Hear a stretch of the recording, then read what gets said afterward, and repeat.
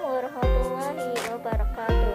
Perkenalkan, nama saya Nia Zahra dari lokal PGMI 1A yang akan menjawab soal penatis ujian akhir semester. Langsung saja jawabannya. Jelaskan bagaimana penerapan Pancasila dalam kehidupan berbangsa dan bernegara. Berikan contohnya. Pancasila pada hakikatnya sebagai pandangan hidup bangsa Indonesia adalah sebagai pedoman bagi seluruh masyarakat Indonesia dalam bersikap dan bertingkah laku sehari-hari. Pancasila sebagai pandangan hidup bangsa Indonesia dinilai sangat penting bagi kehidupan masyarakat Indonesia sendiri, karena Pancasila dijadikan petunjuk atau pedoman hidup bagi masyarakat Indonesia dalam segala kegiatan manusia. Pancasila pada hakikatnya adalah nilai-nilai kebudayaan dan nilai-nilai religi yang terdapat dalam pandangan hidup masyarakat Indonesia. Berikut cara penerapan Pancasila dalam kehidupan berbangsa dan bernegara. Pertama, ketuhanan yang Maha Esa. Bintang emas merupakan simbol sila pertama dalam Pancasila yang sangat mengutamakan aspek ketuhanan dalam segi kehidupan kita, mengarahkan bahwa kita sebagai warga negara Indonesia mempercayai dan bertakwa kepada Tuhan. Tentunya ini disesuaikan dengan agama dan kepercayaan oleh masing-masing orang. Maka dari itu, kita perlu saling menghormati sehingga terciptanya kehidupan yang rukun.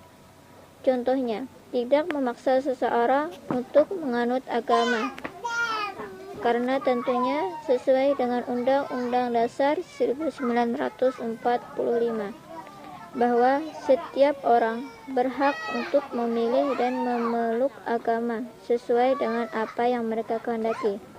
Sila yang kedua, kemanusiaan yang adil dan beradab.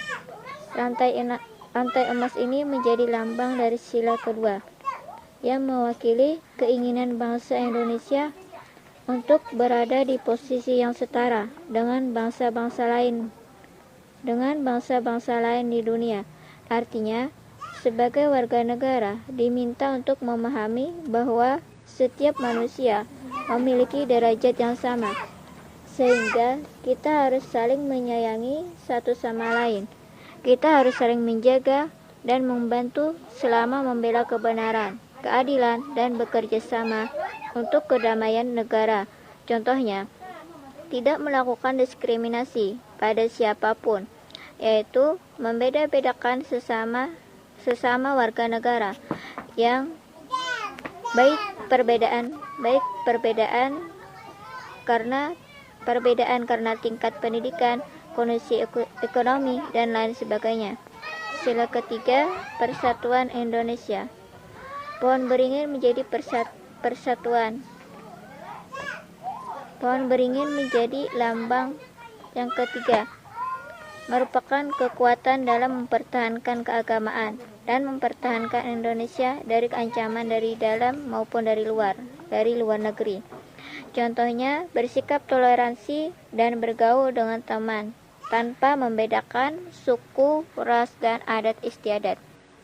Sila keempat, rakyat yang dipimpin oleh hikmat kebijaksanaan dalam permusyawaratan perwakilan. Kepala benteng merupakan simbolnya, yang menjadi perumpamaan manusia dalam mengambil keputusan, yakni harus dilakukan secara tegas. Contohnya, ikut serta dalam pemilihan hak pilih serta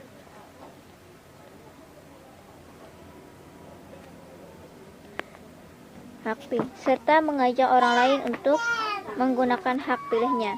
Sila yang kelima, keadilan sosial bagi seluruh rakyat Indonesia.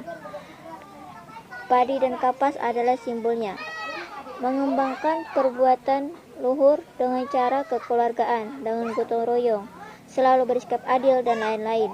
Contohnya, berusaha untuk adil dalam aktivitas apapun yang kita lakukan. Yang kedua, jelaskan bagaimana hubungan Pancasila, agama, dan negara. itu ada 3. Yang pertama sebagai paradigma integralistik atau sebagai penyatuan yang memiliki sifat berbeda satu sama lain. Yang kedua, paradigma simbiotik, yaitu hubungan antara keadaan saling menguntungkan. Yang selanjutnya, paradigma sekularistik, yaitu pemisahan agama atas negara. Bagaimana demokrasi dan civil society yang ada dalam Pancasila? Berikan contohnya. Demokrasi adalah kekuasaan rakyat, yang mana demokrasi itu mengutamakan persamaan hak dan kewajiban, serta perlakuannya yang sama bagi semua warga negara. Kebebasan berpendapat.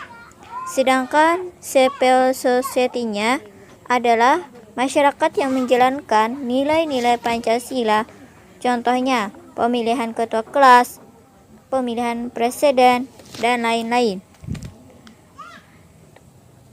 Apa yang dimaksud Pancasila sebagai dasar pendidikan nasional dan pengembangan ilmu? Berikan contohnya. Pancasila sebagai dasar nilai pengembangan ilmu dapat mengacu pada beberapa jenis pemahaman. Salah satunya adalah bahwa setiap ilmu pengetahuan dan teknologi yang dikembangkan di Indonesia haruslah tidak bertentangan dengan nilai-nilai yang terkandung dalam Pancasila. Misal, nilai ketuhanan sebagai dasar pengembangan ilmu. Ilmu pengetahuan harus tetap menjaga keseimbangan antara rasional dan irasional, keseimbangan antara akal, rasa, dan kehendak. Nilai kemanusiaan sebagai dasar pengembangan ilmu. Nilai kemanusiaan yang adil dan beradab mengandung arti, kesadaran, sikap, dan perilaku sesuai dengan nilai-nilai norma dalam hidup bersama atas dasar tuntutan hati nurani masing-masing. Sebagaimana mestinya, memberikan arah dan mengendalikan ilmu pengetahuan. Ilmu dikembalikan pada fungsinya semula, yaitu kemanusiaan, tidak hanya untuk kelompok tertentu. Memberikan dasar-dasar moralitas bahwa manusia dalam mengembangkan eptek haruslah secara beradab. Membangun eptek harus berdasarkan kepada usaha-usaha, yaitu untuk mencapai kesejahteraan manusia. Ilmu pengetahuan dan teknologi harus diabadikan untuk peningkatan harkat dan martabat manusia, bukan untuk menjadikan manusia sebagai makhluk yang angkuh dan sombong akibat memiliki ilmu pengetahuan. Nilai persatuan sebagai dasar pengembangan ilmu yang memberikan kesadaran kepada bangsa Indonesia akan rasa nasionalisme bangsa Indonesia. Oleh karena itu, ilmu pengetahuan dan teknologi harus dikembangkan untuk memperkuat rasa persatuan dan kesatuan bangsa. Pengembangan ilmu pengetahuan dan teknologi hendaknya diarahkan dengan kesejahteraan umum manusia, termasuk di dalamnya kesejahteraan bangsa Indonesia dan rasa rasionalisme. Pengembangan ilmu pengetahuan dan teknologi mewujudkan negara persatuan itu diperkuat dengan budaya gotong royong dalam kehidupan masyarakat, sipil, dan politik dengan terus mengembangkan pendidikan kewarganegaraan dengan dilandasi prinsip-prinsip kehidupan publik yang lebih partisipatif dan non-diskriminatif. Nilai kerakyatan sebagai dasar nilai pengembangan ilmu. Artinya, setiap ilmuwan haruslah memiliki kebebasan untuk mengembangkan ilmu pengetahuan, tetapi juga harus saling menghormati dan menghargai kebebasan orang lain. Ilmu pengetahuan yang telah teruji kebenarannya harus dapat dipersembahkan untuk kepentingan masyarakat.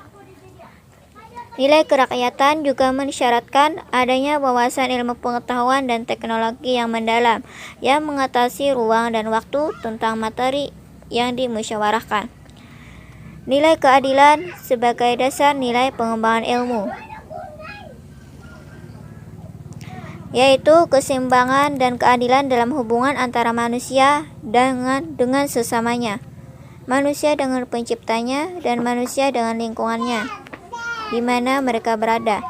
Pengembangan ilmu pengetahuan yang berkeadilan harus dapat teraktualisasi dalam pengelolaan kekayaan alam sebagai milik bersama bangsa Indonesia untuk kemakmuran rakyat.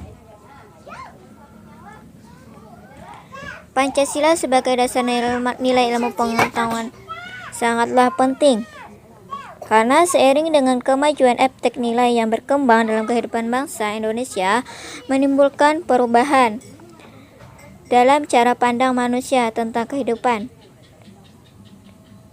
Yang kelima, berikan contoh HAM dalam Pancasila atau contoh hak asasi manusia dalam contohnya adalah hak atas kelangsungan hidup. Terdapat pada pasal 28B, yaitu setiap anak berhak atas kelangsungan hidup, tumbuh, dan berkembang. Yang kedua, hak untuk hidup dan mempertahankan kehidupan. Terdapat pada pasal 28A, setiap orang berhak untuk hidup dan serta berhak mempertahankan hidup dan kehidupannya. Jelaskan tantangan dan peluang Pancasila di masa yang akan datang. Berikan contohnya, misalkan tantangan digital atau eptek. Dengan digital, kita bisa berkomunikasi dengan siapapun, kapanpun, dan dimanapun. Misalnya lewat media sosial WhatsApp.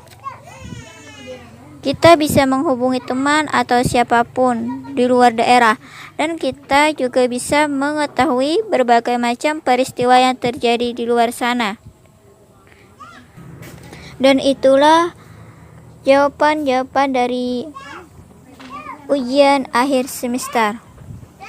Assalamualaikum warahmatullahi wabarakatuh.